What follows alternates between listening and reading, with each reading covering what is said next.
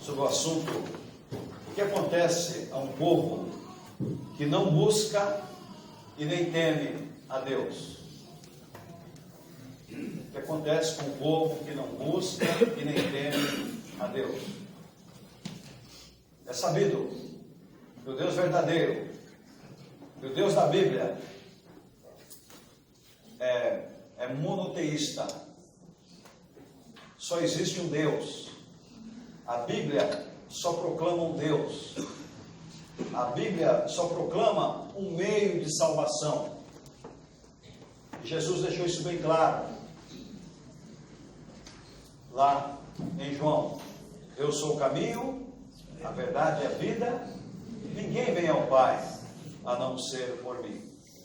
Mas voltando ao contexto de Sofonias, ele está aqui mostrando o que aconteceria ao chamado povo de Deus. Ele está trabalhando aqui com o Reino do Sul, um povo que Deus separou, um povo que Deus amou, um povo que Deus escolheu, um povo que Deus protegeu. E de repente, este povo se corrompe de uma forma muito grande. E Deus, entre aspas, não vê outra saída a não ser proclamar um julgamento para que esse povo se arrependesse e voltasse ao Deus verdadeiro. É interessante que o texto é um texto de julgamento, mas ao mesmo tempo eu creio que Deus não aguenta, devido ao grande amor que Ele tem pelo seu povo. Ele é como um pai que corrige o seu filho, mas não deixa de amá-lo. É um pai que corrige o seu filho, mas não o abandona. E Ele mostra aqui: eu vou corrigir, mas vocês vão voltar. Vocês vão voltar arrependidos. Eu vou trabalhar com vocês. Eu vou receber vocês. Eu vou eliminar o mal do meio de vocês. Então, Sofonias, aqui no texto que acabamos de ler, ele anuncia o julgamento de Deus em cima do seu povo, em função de sua desobediência. Sofonias foi um autêntico profeta do Senhor. Ele profetizou lá no Reino do Sul, Judá e Benjamim. A Bíblia Vida Nova nos dá o seguinte comentário: que Sofonias enfrentou uma nação corrupta e ímpia, embora sendo um povo identificado como um povo escolhido. Tal nação não poderia subsistir, pois o Senhor é um Deus justo, que não respeita pessoas e nem prestígio social. Ele é justo. Se está errado, está errado. E Deus usaria uma nação poderosa chamada Síria como instrumento de julgamento para produzir destruição e disciplina para o seu povo. Sofonias anuncia aqui a justiça do Senhor, intitulando o Dia do Senhor. Nós enfrentamos um contexto assim em nossa sociedade. A gente fala assim: Senhor, volta logo, que o teu dia volte logo. Nós cremos que Deus está prestes para julgar este mundo, porque eu acho que as coisas já se desandaram, já passaram dos limites. E Deus realmente, o nosso Deus, é um Deus de amor, mas é um Deus de justiça. Mas mesmo assim, Sofonias procurou inspirar temor em seus ouvintes, para que se arrependessem. A misericórdia de Deus seria estendida. E Deus mostra o remanescente. Se vocês não se arrependerem, o remanescente, ou os que sobrarem, eu vou estender a minha misericórdia. Os que sobrarem arrependidos, eu vou estender a minha misericórdia. Então Sofonias conviveu com o povo desesperadamente pervertido e que não queria saber de Deus. Eu pergunto, é assim hoje ou não? Nós vivemos em um contexto de pessoas de nariz empinados. Nós convivemos com pessoas que usam a lógica, usam a filosofia, usam a razão e dizem que não há um Deus. Deus não vai fazer nada. Tudo vai continuar como está. Não creio ser verdade. Deus pune a arrogância. Deus pune a idolatria. Deus pune a autossuficiência. Deus nos fez para dependermos dele. Deus nos fez para arrependermos de nossos caminhos errados e voltarmos para ele em temor. Dentro de todo o contexto bíblico nós vemos isso. O povo se afastando de Deus, Deus trazendo de volta, Deus disciplinando, Deus trazendo de volta, o povo se arrependendo, o povo mudando de vida e de repente se corrompe novamente e Deus traz de volta. Aqui no caso é uma nação. Para o nosso caso, hoje, nós vemos a igreja. Nós vemos tantos falsos profetas. Nós vemos uma situação religiosa calamitosa, escandalosa. Uma situação religiosa que causa muito mais escândalos do que conversões. Pessoas que não vivem aquilo que pregam. Pessoas com a Bíblia na mão, mas não pregam a palavra, não mostram o verdadeiro evangelho que o povo precisa e que a nossa nação precisa. Todos os dias, irmãos, sem faltar um. Primeira coisa que faço pela manhã é orar. Orar pelo nosso país, orar pelos nossos missionários, orar pelos nossos pastores para que aqueles que estão fora do caminho, que voltem para o caminho, é orar pelas nossas igrejas e orar pela nossa igreja, para que o povo se arrependa, para que o povo mude. O povo estava vivendo de tal forma que não fazia mais diferença entre o povo de Deus e o povo que não era de Deus. Eu pergunto, faz alguma diferença hoje entre o povo de Deus e o povo que não é de Deus? Quase nenhuma. Às vezes nós conseguimos ver mais piedade lá fora do que no meio do próprio povo de Deus. Estou exagerando? Não sei. O profeta diz aqui o seguinte, ele mostra que a cidade de Jerusalém está rebelde, está manchada, está opressora. Vocês podem confirmar, se quiserem, agora ou depois, no versículo 1. Jerusalém está rebelde, manchada e opressora. Rebelde, contra quem? Contra Deus. Deus não vai fazer nada. Manchada, contaminada com o pecado, com aquilo que desagrada a Deus. Opressora, fazendo injustiça contra inocentes.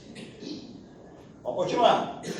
Ele mostra a corrupção religiosa, não é? Ele mostra, por exemplo, Deus mostra, por exemplo, a cidade não ouve a minha voz, a cidade não aceita o castigo, a disciplina, a cidade não confia em Deus, a cidade não se aproxima de Deus, e ele mostra uma situação de corrupção total. Por exemplo, ele diz, os príncipes são como leões rugidores ao meio do dia. Ele diz que os leões comem a sua presa e deixam os ossos. No caso aqui, os príncipes são como os leões, não deixam nem os ossos. Ele mostra aqui os juízes, aqueles que faziam o julgamento do povo e que tinham uma certa conotação religiosa também. Os juízes eram como lobos da tarde. Todo mundo sabe o que é lobo, não é? Ele mostra os profetas, os pregadores, os anunciadores da lei. Ele mostra a situação dos profetas. Os profetas são levianos, aleivosos. Os sacerdotes, de uma função paralela à do profeta, profanando o santuário e violando a lei. Profanação, contaminação, misturando o que é santo com o que é impuro. Misturando o que é santo com o que é impuro. Então o profeta vai anunciando ao povo, muita coragem. Porque quando o profeta quer agradar, ele só anuncia coisa boa. Põe a mão na cabeça e fala, estou vendo que vai ficar rico. Estou vendo que você vai sarar. Estou vendo que o teu problema vai ser resolvido amanhã. Não é? Então ele só anuncia coisa boa. Mas quando se anuncia, arrependa-se, você está errado, volte para Deus, arrependa dos seus pecados, crê em Cristo, normalmente não é bem visto. E o profeta diz assim: pessoal, Deus está vendo tudo que vocês estão fazendo. Não somente Ele está vendo, mas Ele está no meio de vocês, acompanhando. Nada passa despercebido. Ou achamos que a gente pode fazer alguma coisa escondida diante de Deus? De forma nenhuma, não há como esconder. A Bíblia diz que Deus sabe o nome das estrelas. Deus tem contado quantos grãos de areia existe nos mares. E o profeta disse: Ele está no meio de vocês. Ele está vendo o que vocês estão fazendo. Uma vez eu fazer aqui uma denúncia, né? Eu estava aqui no Peri, faz tempo, irmãos, eu vou falar, faz tempo, hein? Faz tempo. Eu tinha um adolescentezinho da igreja aqui, mas estava aprontando todas no Peri. Estava com um grupinho, eu só olhando, né, o que estava acontecendo, né? Olhando o que estava acontecendo. E ele pensando talvez assim: ninguém está vendo, ninguém da igreja está vendo. E eu lá bem olhando, né? Eu não falei nada para não constranger, porque eu já sei como é que é as coisas, não é? Não falei nada, deixei, não é? E no domingo, estava aqui, não é? A gente pensa que Deus não está vendo. Você mais adulto, está fazendo uma coisa errada, pensa que Deus não está vendo. Nós pensamos que Deus não está vendo. Ele não só está vendo, como sabe o que nós estamos pensando, sabe o que nós estamos planejando. Se a gente tem bons planos, se a gente tem maus planos. Ele sabe do nosso comportamento no amanhã. Ele sabe se o nosso coração teme a Ele. Ele sabe se o nosso coração tem reverência às coisas dele. Foi isso que o profeta tentou dizer. Deus está no meio de vocês e Ele está vendo o que vocês estão fazendo. Aí o profeta mesmo responde aí no versículo 7: não adiantou nada. Deus mostra, o profeta tenta mostrar a eles que Deus puniu outras nações que se comportaram semelhantemente. Mas o povo não conseguiu, devido à sua situação de impureza, eles não conseguiam fazer a leitura da história. Eles não conseguiam ver o que Deus tinha feito para outras nações que tinham se comportado de forma semelhante. E o profeta tristemente diz assim: se corromperam mais, passaram a levantar mais cedo, para ter mais tempo, para fazer mais coisas erradas. Tem um ditado muito popular que diz assim: quando a gente vê a barba do vizinho pegando fogo, a gente tem que botar a gente no molho. Isso é fazer a leitura. Isso é fazer a leitura. Eu estou vendo o que está acontecendo com o outro devido a ele estar colhendo aquilo que ele plantou. Então eu vou procurar evitar caminhar pelos mesmos caminhos. Não quero cometer os mesmos erros. Não quero fazer a mesma coisa. Aí o profeta disse: não adiantou nada. Muito pelo contrário. Não fizeram a leitura da história, não fizeram a leitura do que aconteceu com seus contemporâneos. E aí o profeta ainda revela paciência. Diz que Deus acabaria, mostra que a paciência de Deus se acabaria e daria lugar à sua ira. Tenhamos consciência, Deus sempre tem a última palavra em cima daqueles que o desobedecem. Não adianta. O ser humano vai andando por caminhos, por descaminhos, pensando que nunca haverá prestação de conta. E a Bíblia mostra claramente que há prestação de contas. Nós vivemos no contexto da graça de Deus. Nós vivemos no momento do Evangelho, no momento da graça. E a exortação bíblica ao arrependimento é atual. A Bíblia manda que nós nos arrependamos. Lá no livro de Romanos, o Paulo diz, porque todos pecaram. É o profeta anunciando, neotestamentário, porque todos pecaram e carecem da glória de Deus. Ainda em Romanos 6:23, Paulo disse, porque o salário do pecado é a morte, mas o presente de Deus, o dom gratuito de Deus, é a vida eterna em Cristo Jesus, nosso Senhor. A graça é manifestada. Lá em João 3,16 diz, porque Deus amou o mundo de tal maneira que deu seu Filho unigênito para que todo aquele que nele crê não pereça, mas tenha a vida eterna. A graça, biblicamente, é sempre exaltada. O perdão e a tolerância de Deus é sempre manifestado por toda a Bíblia. E mesmo assim, desde Gênesis até Apocalipse, nós vemos que o homem, deliberadamente, conscientemente, escolhe desobedecer a Deus, escolhe fugir de Deus. É incrível como muito poucos conseguem ver a graça do Senhor, conseguem entregar a sua vida a Ele, conseguem se arrepender de seus pecados. Bem, até aqui, o profeta mostra que o povo se encontraria com Deus, mas não para uma festa, mas para um julgamento. Mas o profeta mostra também dizendo, olha, mas haverá uma restauração. Deus estende a sua graça. Haverá uma restauração. Deus promete que haveria um dia em que daria vitória total para o seu povo sobre o pecado e a desobediência. Um dia seu povo estaria fora de toda a influência do mal. Seu povo teria lábios puros. E diz assim, os povos, e mostra de certa forma que a universalidade, a graça de Deus alcançaria todos os povos.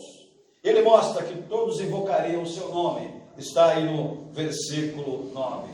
Então ele mostra aqui que Deus julgaria, haveria um remanescente, que ao ver o que aconteceu, se arrependeria e voltaria para o seu Deus. Irmãos, este é o apelo de Deus hoje. Este é o apelo de Deus para a sua igreja. Este foi sempre o apelo de Deus para o seu povo. Desafio os irmãos e amigos a examinarem a palavra. E vocês, ao examinarem, verificarão que o apelo de Deus é sempre o seguinte: volta. Vocês terão que se encontrar comigo. Não há como fugir. Voltem. O Brasil terá que se encontrar com o Senhor. O mundo terá que se encontrar com o Senhor. Não adianta fugir. É melhor receber a sua graça. É melhor receber Jesus Cristo como Salvador da sua vida. Não tem como fugir. A humanidade não tem como fugir desse encontro com Deus. Mas a Bíblia é toda um relato de amor. Mas mostra que Deus não tem prazer na disciplina. Deus não tem prazer no julgamento. Quero concluir, irmãos, com 6 itens aqui. Está tudo anotadinho aqui, vou ler um por um. Diante do que vimos nesse capítulo 3, já resumi muita coisa aqui, diante do que vimos, nós podemos dizer o seguinte, que devemos aprender que as ovelhas não podem ser rebeldes. As ovelhas do aprisco de Jesus devem atender e entender a sua voz. As ovelhas que estão desobedientes devem aceitar a disciplina, mas também devem confiar no amor do Senhor, no seu perdão, e devem se aproximar de Deus, porque Deus é misericordioso. Ele não é conivente com o pecado. Havendo o arrependimento, Ele estende a sua misericórdia. Lembram-se do que falamos hoje pela manhã? Deus está preocupado com o bem-estar das pessoas. Deus está preocupado com os nossos problemas. Mas diante dos textos que lemos, todos aqueles que receberam a graça de Deus, o perdão de Deus, a cura de Deus, foram aqueles que se aproximaram dele, foram aqueles que o buscaram, foram aqueles que confiaram e dependeram de Jesus. A arrogância, Deus repudia. A incredulidade, Deus repudia. A idolatria, Deus repudia. Idolatria é reconhecer qualquer outra coisa que não seja Deus. Não, Deus não admite ser substituído absolutamente por nada. Mas segundo, aprendemos também diante do capítulo que lemos, que no tempo de Sofonias, a corrupção política, religiosa, já existia. Não é novidade em nossos dias. E que Deus está no meio do seu povo e Ele cobra resultados e arrependimento. Quero dizer para vocês, eu tenho grande dificuldade de aceitar determinados comportamentos de determinados crentes. Eu convivo, mas eu digo a Deus, Deus, eu não entendo. Eu não consigo entender que cristianismo é esse. Não consigo. E oro para que Deus mude os corações. E oro para que Deus mude os nossos comportamentos.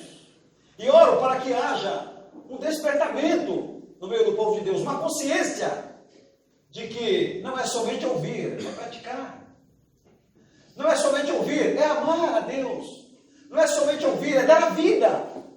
Se preciso for, literalmente, pela sua causa e pelo seu evangelho. Ora, se não damos a vida literal, a gente não dá nada, não dá tempo, não dá absolutamente nada para a causa. E isto, eu diria que é um comportamento comprometedor e perigoso. Terceiro, aprendemos que Deus é justo, é amor, mas é justo. E vimos lá pelo profeta que o juízo viria sobre aqueles que não se arrependessem.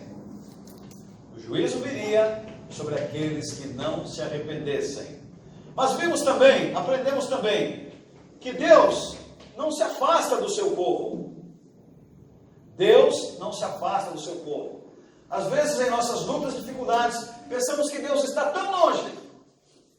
E não é preciso repetir, mas apenas citar. Lembra da poesia lá? Não é? Dos passos na areia. Poesia famosa, que até o bebezinho que nasceu já sabe, não é? A poesia. Deus está no meio do seu povo. Deus está vendo. Deus está vendo a nossa dor. Deus está vendo o nosso arrependimento. Deus está vendo a nossa dureza. E é tudo isso. E é tudo isso. Ele faz a leitura daquilo que o nosso coração realmente quer da sua pessoa. Deus está no meio do seu povo. Está no meio da igreja.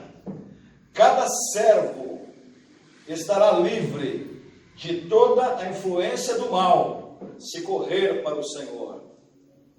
Hoje, quanta luta. Ontem, quanta luta. Um dia, a palavra diz que o pecado, a vontade de desobedecer, será totalmente banida da presença dos servos do Senhor. Talvez aqui, já citando para uma era messiânica, onde o pecado, o desejo de fazer coisas erradas, o desejo de desagradar a Deus, será totalmente banido do meio do seu povo. Falei 6. Quinto, precisamos demonstrar como igreja de Cristo, como verdadeiros praticantes do Evangelho, devemos demonstrar ao mundo pecador a nossa verdadeira alegria de crentes que somos em Cristo Jesus. O Evangelho produz certeza, o Evangelho produz segurança, o Evangelho produz libertação, o Evangelho nos faz galgar a vida com confiança, sabendo que Cristo tem um futuro maravilhoso para todos aqueles que neles confiam. Enquanto o mundo se desespera, enquanto o mundo se descabela, A gente está vendo aí, ou nós estamos vendo aí, a classe política se descabelando, com medo de perder aquilo que chamamos de boquinha, não é? Não querendo novas mudanças, porque se vier novas mudanças, vão perder uma fonte. Coitados. Que segurança tão fraca que eles têm. O Evangelho traz a verdadeira segurança. O Evangelho traz certeza de um futuro realmente brilhante para aqueles que confiam em Cristo. Vale a pena, irmãos. Vale a pena prosseguir. Vale a pena lutar. Porque a gente sabe que amanhã, com a graça de Cristo, será um dia melhor. E enquanto caminhamos aqui na luta, Deus caminha conosco. Jesus disse, eu vou, mas eu não vou deixar vocês órfãos. Jesus disse, estarei convosco todos os dias. Estarei convosco todos os dias. É a certeza que Deus está no meio do seu povo. Muito bem, irmãos. Muito bem, amigos. Diante do que vimos, nós queremos concluir dizendo o seguinte. Aqueles que não conhecem a Deus, não conhecem a palavra, não têm esperança absolutamente nenhuma. Mas eu quero trazer uma boa notícia a todos. O Evangelho de Jesus Cristo traz libertação. E o Evangelho de Jesus Cristo, segundo Paulo, é: Cristo veio, Deus em Cristo, veio ao mundo para redimir o homem pecador através da sua morte na cruz. E para justificar o homem pecador através da ressurreição. E o homem pecador, reconhecendo o seu pecado, se arrependendo e confessando a Cristo como Salvador, tem vida eterna, tem esperança, tem a companhia de Deus. Vale a pena, irmãos, vale a pena caminharmos ao lado do Evangelho, ao lado de Cristo. Vale a pena caminharmos nessa fé. Vale a pena perseverarmos na vida cristã. E vale a pena crermos nessa certeza de que com Cristo, com o seu Evangelho, com a nossa fé perseverante naquilo que a Bíblia diz, com certeza o nosso futuro será brilhante. Que Deus nos abençoe. Que Deus nos ajude a perseverarmos a nossa fé em Cristo Jesus. Vamos